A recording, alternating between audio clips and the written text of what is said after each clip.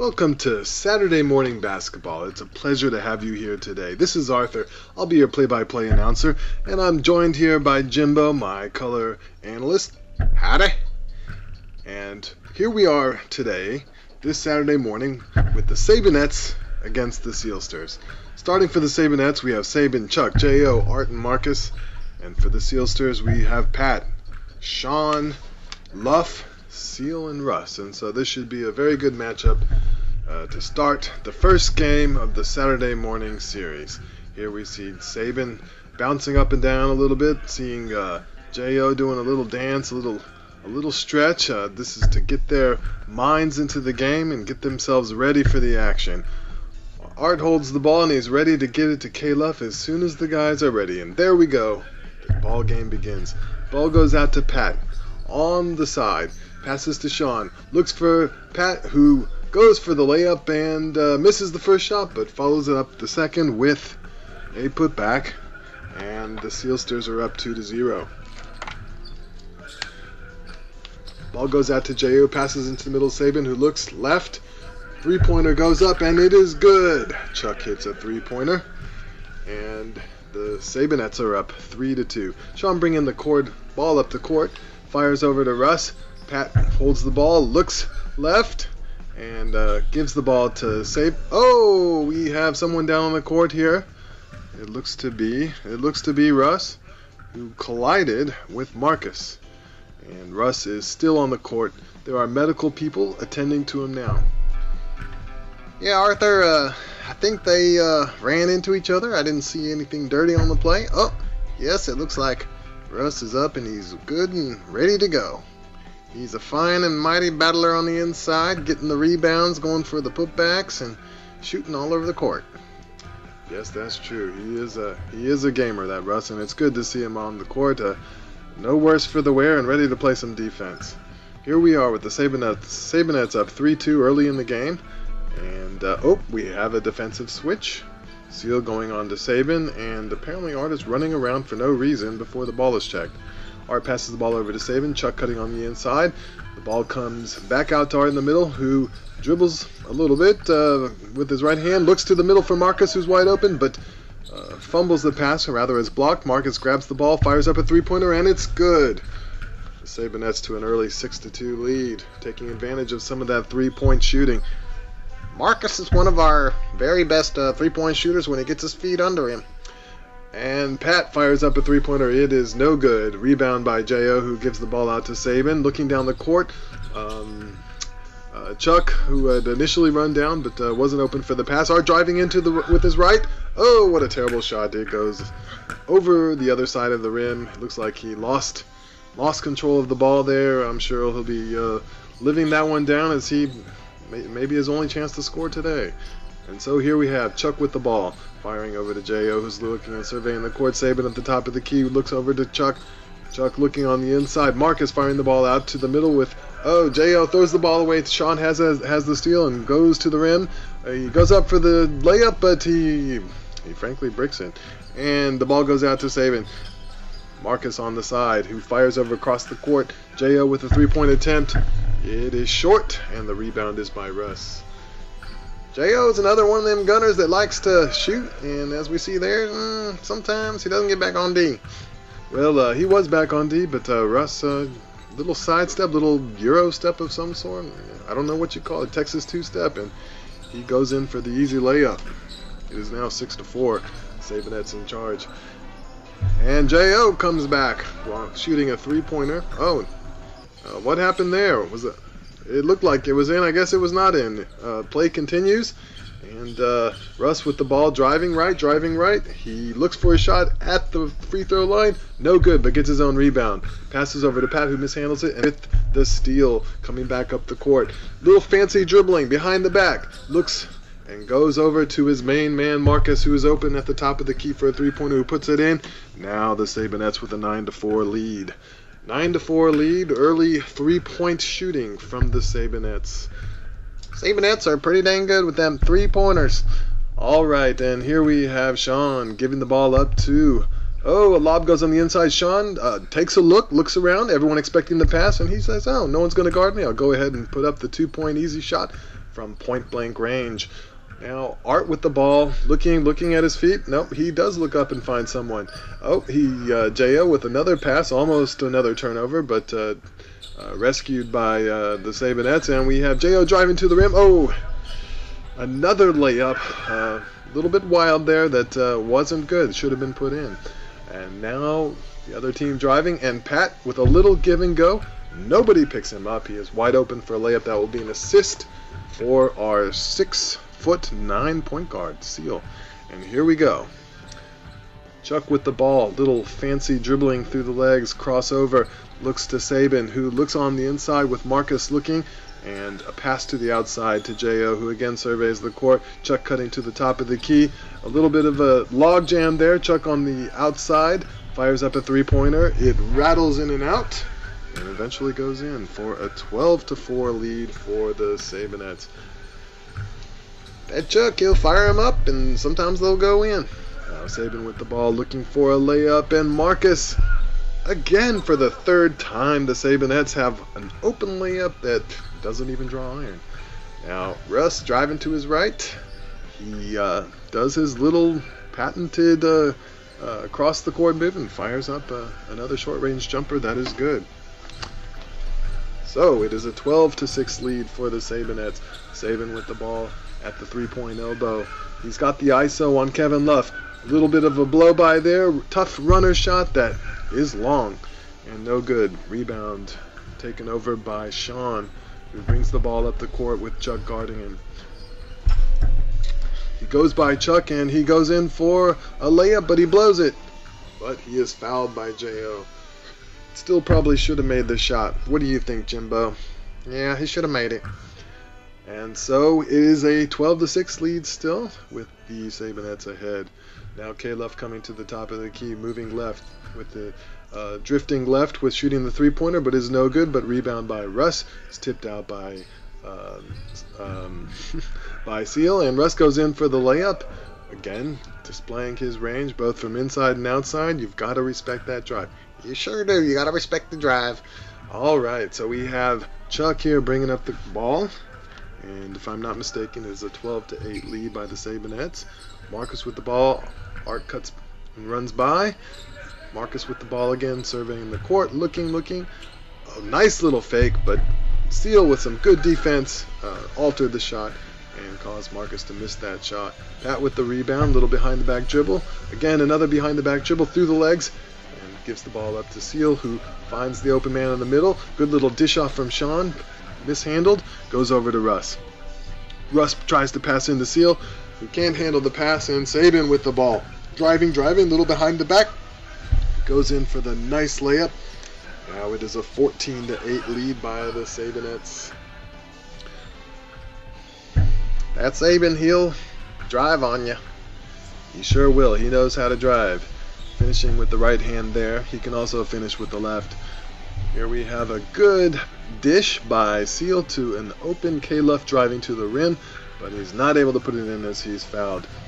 Yeah, if he'd left a little bit second earlier, he would have been able to have an open layup there. That's right, Jimbo. He would have had an open layup, and that would have brought the score a little bit closer, cutting into that 6-point lead that the Sabinettes now hold. A little pass into the middle, but another turnover by the Sealsters, and a pass goes out to the corner. 3-point attempt, no good. Rebound K-Luff. He brings the ball up the court. K-Luff driving, holding the ball on his right, drives in, probes the defense, passes off to Seal. There's been a switch, and it looks like Art is guarding Pat. It's a little bit of a mismatch on the inside, but he's battling, he's fighting, forces the ball out, and he goes against. There Pat goes, trying to drive in on Art, but no. What a physical display of true courage, I have to say, on the defense by Art there, with the incredible, magnificent Pat going in there. So let's not overstate the case there, but we'll have to go look at that again on replay, maybe highlights later in the season. Russ wide open again. This is the second time that there has been a pass and a dish, and the man just drifts to the rim, and there is nobody there for the defense. So another good play for the Sealsters. Sabin bringing the ball up the court, dribbling.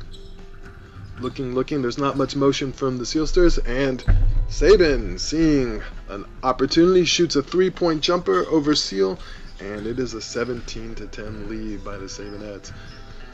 Seal dribbling the ball, looking. Will he drive to the rim? Nope. He goes up to the top and gives the ball off to Pat. Pat gives the ball to K. Luff, who attempts a very difficult drifting 3-point shot as he's turning. No good. And it is the ball changes over to the Sabinettes, who bring the ball up the court. J.O. bringing the ball up the court and fires a lob over to Sabin, and the ball goes back to J.O. Fires again to the corner, and the corner shot is no good, with the rebound going out. Now Russ bringing the ball. He does a little fancy dribbling, but brings himself to his own feet as he trips trying to make a turn. Well, it was a good effort. He keeps running, and if he keeps doing that, he's going to score more buckets. All right.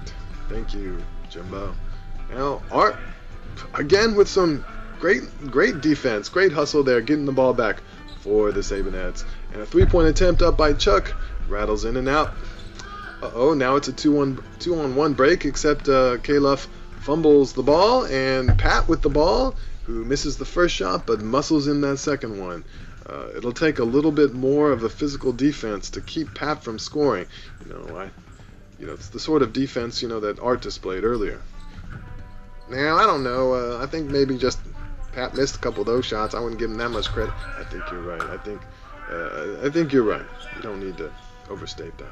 So now Sean with the ball going up the court, waiting for his men to catch up as they walk up the court. And as he surveys, he doesn't see anyone open, still dribbling, going to the middle. Goes with the left hand. Chuck lets him go by, and he fires up a wide open jumper from about 15 feet. So credit to Sean for a nice little shot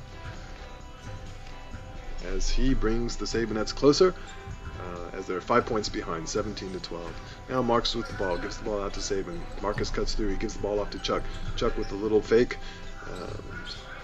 almost a jab step, and he gives the ball off to Marcus. J.O. with the ball, surveying, gives the ball to Sabin. A little bit of a pick, wide open 3-point over K-Luff, but it is no good. Now Seal up the court, dribbling and looking for someone to dump the ball off to. Gives the ball to K-Luff, who is drifting to the right, but he can't handle the pass, and it's a turnover out of bounds. Marcus bringing the ball up the court. He looks, holds, gives the ball off to J.O. Again, dribbling, goes up for a very difficult attempt there that is short by a good 5 feet. Yep, it was short by several feet, and you're not going to score if you're short by several feet. Again, another easy layup by the Sealsters, again on a transition opportunity. The Sabinettes just giving up too many easy baskets in transition. And now with Sabin with a nice little drive, that brings game point as the Sabinettes are up 19-14. And so a nice Sabin really keeping the Sabinettes in the ball game with some nice drives and a couple of good shots. So it'll be up to the Sealsters here to make a good shot here, to bring themselves back. Yep, all you gotta do is move the ball, make some good passes, play good defense. This game ain't hard. It ain't hard. Everyone tries to make it hard. It ain't hard. No, it's not a hard game. You just gotta play good fundamental basketball. Seal at the ball at the top of the key. He's got a mismatch on Chuck. He fires another pass that is errant, and the ball is taken by Marcus, who is dribbling the ball up the court. And Sabin points to J.O., who is open, but he pulls up at the 15-foot mark instead of the 3-point, and he leaves it back iron. Seal with yet another rebound, and he's aggressive, driving to the middle, goes up for a short shot, but he is fouled. He is fouled, and it will remain the Sealsters' ball. Seal will get them rebounds. He's 6'9", and he's playing against a bunch of 5'10", 6-foot guys, so you could expect him to get a few more rebounds this game. That's true. He is a dominant defensive force in this game, as well as a very good passer. So, Russ fires up a 12-foot shot from the side and could have gotten his own rebound, but he was still standing out of bounds admiring his own shot, so he was not able to be inbounds when he touched the ball. Turnover, and the ball goes over to the Sabinettes. Pick and roll. They have an isolation on K left. He tries to dribble to his left, but loses the ball to Seal. And tough break there. Could have been game point. Could have been game if that had gone. Now Seal with the ball. Goes inside. On the block. Goes up with the left hand. Passes off to Pat, who leaves the ball short. Now, as we watch this, ball goes up. Oh, what do we have here? We have a travel call. We have a travel call. Because Chuck raised the ball up, and what is alleged here is that maybe the ball was turned over. It's hard to say, but looks like there's an argument on the court. So what do we have, Jimbo, here? Have you been able to look at the replay? No, I haven't been able to look at the replay. We don't have a replay here, but to me it looked like Chuck brought the ball up, but he wasn't moving, so I don't care if you're not moving. You can bring the ball up to the ceiling as long as your hand is on top of that ball. And it looked to me like his hand was on top of that ball. So I don't know that this is a call that should have stood. Right. But, the law of the playground is that people who are the loudest and the meanest are the ones that win the calls. And so it looks like, as well as the people that make the shot. And so you always know it's a bad call when someone volunteers, person who makes the call and volunteers that he will shoot for it. That's the way basketball go, as Ron Washington says. So here we go, and it is approximately a 19-14 score with the Sabinettes ahead. Now Pat on the block with J.O. on him. He will back him down, or attempt to. He can't. He gives the ball off to Sean, who does a little feint to the middle, passes the ball off to Pat again, who's at the three-point line. Oh, no. Let's not get ahead of ourselves. Looks like we had a foul, and we're going to have a recheck. So let's start this over and get a recheck. With the Sabinettes leading 19-14. Let's see. Pat with the ball. Pat with the ball coming down on Marcus. He will take a tough shot, and actually, it looks like the game is over. Miraculous. It's miraculous. There was a 7-point shot there made by Pat to lead the Sealsters to a 21-14 win.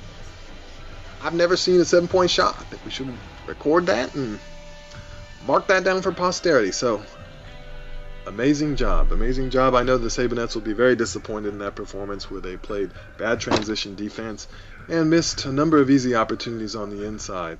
And good performance by the Sealsters, who battled back from being down